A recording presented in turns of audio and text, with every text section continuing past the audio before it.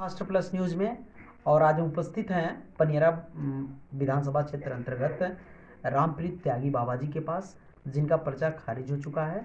और बाबा जी के पास बहुत सारे प्रत्याशी और बहुत सारे उम्मीदवार लोग जनसंपर्क करने का काम कर रहे हैं, अपने साथ लाने का काम कर रहे हैं, पार्टी के लोग भी मिलने का काम कर रहे हैं। लेकिन अभी तक बाबा जी ने खुलासा नहीं किया है कि हम किन के साथ जा रहे हैं, किन को समर्थन कर रहे हैं और किन उम्मीदवार के साथ हम मैदान में उतरेंगे। तो हमारे साथ बाबा जी जुड़ चुके हैं, हम सीधा बात करेंगे। बाबा जी बहुत बहुत स्वागत हमारे चैनल में। धन्यवाद धन्यवाद। जी, बताएं क्या कहना चाहते हैं आप? आपका स्वास्थ्य कैसा है बाबा जी? स्वास्थ्य हमारा बहुत सुंदर है, थोड़ा सा दर्द है, ठीक हो जाएंगे, थोड़ा समय में ठीक हो जाएगा, उसका प्रयास कर रहे हैं और दवा चल रही है। जी हाँ। बाबा जी, हम बात करेंगे क्योंकि समय आपका ज़्यादा नहीं लेंगे, नहीं। हम कम समय में बात करेंगे कि आपका पर्चा खारिज हो चुका है। बहुत सारे प्रत्याशी मिलने जी, के लिए जी, आपसे आए हैं, जी। पार्टी के हाईकमान भी आपसे बात करने की जी, कोशिश किए हैं। जी, जी। तो मैं आपसे जानना चाहूँगा, अभी आप पनियरा विधानसभा में किस पार्टी की तरफ आपका झुकाव जा रहा है और किस उम्मीदवार के साथ आप जाने वाले हैं? हम अभी किसी की तरफ झुकाव नहीं लिए हैं, हम सारे लोगों को आशीर्वाद दे रहे हैं कि हमारा पर्चा खारिज जब हो चुका है तो मेरी गलती है, मैं अपनी गलती को स्वीकार करता हूं और आप लोग चुनाव लड़ें, हमारा आशीर्वाद है। लेकिन हम अभी किसी की तरफ संकेत नहीं दिए हैं और न संकेत देने का उम्मीद मेरी तरफ से लौक रही है। जी, ऐसे की कुछ जानकारियां मिली हैं कि आप यानी कि बहुजन समाज पार्टी के उम्मीदवार ओम प्रकाश चौरसिया जी को आशीर्वाद दिए हैं। तो हम जानना चाहेंगे कि आशीर्वाद का मतलब क्या रहा? नहीं, आशीर्वाद तो पहलवान को दिया जाता है, दोनों जोड़ियों को, लेकिन उस पर किसी का विशेष होता है और किसी का दृढ़ होता है। लेकिन दृढ़ विश्वास लेने के लिए परिश्रम करना पड़ता है, तब जाकर वो मिलता है। अपने अपने परिश्रम में सब लगे हुए हैं, झूठी अफवाह न फैलाना। मैं अभी किसी को पूर्ण रूप से आशीर्वाद जैसा चाहिए नहीं दिया हूँ, लेने के लिए उसके पास अगर ताकत हो तो वो ले ले मुझसे।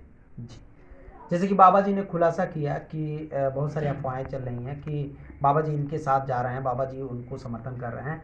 तो बाबा जी ने सीधा साफ शब्दों में बताया कि अभी मैंने किसी को क्लियर जो है जवाब नहीं दिया है, क्लियर डिसीजन अपना नहीं दिया कि मैं किसके साथ जा रहा हूँ, ये अफवाहें ना फैलाएं।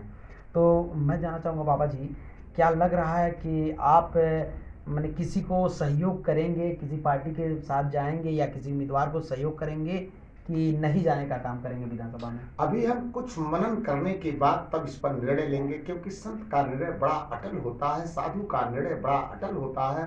हम विचार करेंगे, इस पर मनन करेंगे, अध्ययन करेंगे, निर्णय सिंधु पढ़ने के बाद जैसा निर्णय मिलेगा वैसा हम निर्णय करेंगे। अभी हम जल्दीबाजी में कोई कदम नहीं उठा सकते। जी, जैसे कि मैं बाबा जी आपसे बात करूंगा कि बहुत सारे जो जनता है जी, आपके भक्त हैं, हाँ, जी जी, वो आपकी बातों का इंतजार कर रहे हैं जी जी, कि आप किधर, आपके निर्णय पे वो लोग आश्रित हैं जी। कि बाबा जी जो निर्णय लेंगे हम उस उम्मीदवार और उस पार्टी की तरफ अपनी झुकाव रखेंगे जी। और उस उम्मीदवार को चुनाव में जिताने का काम करेंगे। जी, जी। तो जनता के लिए आप क्या कहना चाहेंगे जो आपके निर्णय का इंतजार कर रही है? मैं सारी जनता से अपील करता हूं कि अपने अपने मत का अधिकार प्रयोग जहां भी करें, अच्छी जगह करें। हमारा अभी कोई निर्णय नहीं है, पुनः मेरे निर्णय का इंतजार करते हुए अपनी निर्णय लेने की जरूरत है। अभी हमारा कोई निर्णय नहीं है, किसी को मेरा समर्थन नहीं है, सारे लोग लगे हुए हैं, लेकिन हम अभी मनन करने के बाद तब अपना सूचना देंगे। मेरी सूचना की इंतजार करें लोग कि बाबा की सूचना क्या आती है। तो बाबा जी ने कहा कि आप अपने मतों का भी प्रयोग करें और बाबा जी निर्णय लेंगे और बहुत ही जल्दी अपनी जनता और यहाँ पनियरा विधानसभा की जनता को बताएंगे कि हम क्या करने वाले हैं, किसी पार्टी के साथ जाने वाले हैं, किस उम्मीदवार के साथ जाने वाले हैं। सभी बातों पे बाबा जी बात करेंगे। बाबा जी, हम बात करेंगे कि जो प्रत्याशी इस समय भ्रमण कर रहे हैं, जी जी, अपने चुनाव को लेकर तैयारी कर रहे हैं, जी जी, तो आप तो संत हैं जी, बाबा जी, जी। आपकी निगाहों में सबका दर्जा एक है, एकदम, सम्मान है। एकदम। तो उन सभी प्रत्याशियों को अभी आप क्या आशीर्वाद के तौर पे देना चाहते हैं? मैं सारे प्रत्याशियों को आशीर्वाद देना चाहता हूं कि सारे लोग अपनी अपनी को बल को दिखावें, क्योंकि ये अखाड़ा है, अखाड़ा में बाजना चाहिए, बाजने से बल की था चलती है। मैं किसी को बैठने को नहीं कहूंगा, सारे लोग अपनी अपनी बल दिखा करके चुनाव को लड़ें। परमात्मा की कृपा जिसके हो भी आशीर्वाद जो ले लेगा वो अपना विजयी होकर आएगा, हमको उसको आशीर्वाद देना।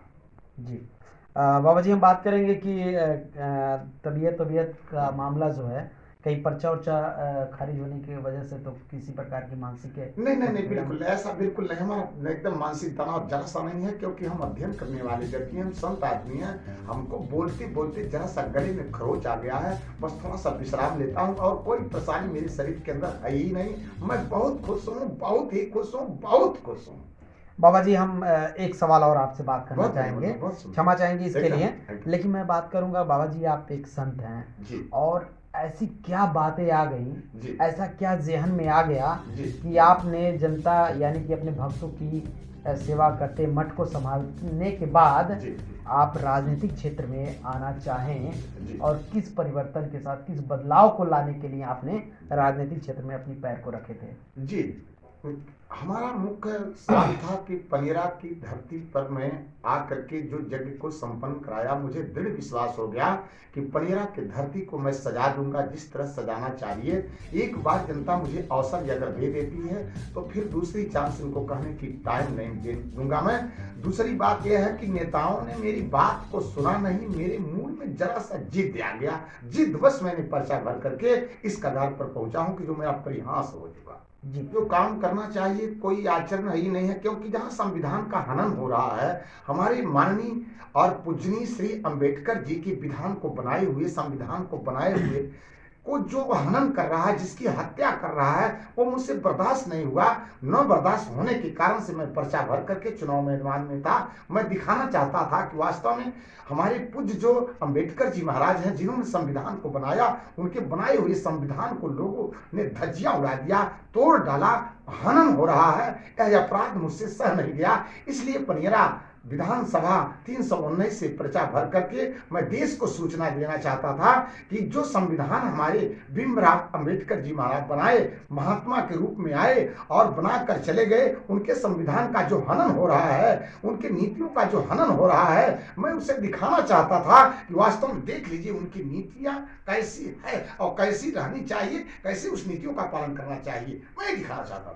कि विधानसभा क्षेत्र की जनता को मैं ये संदेश देना चाहता हूँ कि अपनी शांति व्यवस्था बना करके रहें, कहीं झगड़ा न हो, कहीं उपद्रव न हो, कहीं गाली गुस्सा किसी को न दिया जा, अफवाह न फैलाया जा, शांति का माहौल बना करके अपने अपने घर पर बैठा रहें। जैसा मेरा विचार बदलेगा उस आधार का इंतजार करें। मैं संदेश सारे लोगों को देता रहूंगा, टीवी के माध्यम से, अपने भक्तों को बैठा कर अपने कथा के माध्यम से शांति बना करके रहें, उपद्रव न होने दें। बाबा जी हम जानना चाहेंगे कब तक आपका डिसीजन आने वाला है, चूंकि चुनाव भी नज़दीक है और चुनाव में बहुत ही कम समय बाकी है वोट पड़ने में, तो हम जानना चाहेंगे आपकी जनता इंतजार करे कब तक डिसीजन आप लेने वाले हैं? 12 से 13 घंटा से 14 नहीं लगेगा, इसमें हम निर्णय लेकर के जनता को अच्छा संदेश सुना देंगे। तो बने रहें, जैसे बाबा जी ने कहा कि 12 से 13 घंटे में हम डिसीजन लेंगे कि किसके साथ जाने वाले हैं, किस पार्टी के साथ जाने वाले हैं, किस उम्मीदवार के साथ जाने वाले हैं और किसका झंडा यानी पताका हम फहराने वाले हैं पनेरा विधानसभा क्षेत्र में। तो बने रहें, अगले अपडेट के लिए हम लगातार आपको देते रहेंगे बाबा जी के अपडेट और बताने का काम करेंगे किस तरफ बाबा जी का झुकाव है। तो बने रहें फास्ट प्लस न्यूज में। धन्यवाद।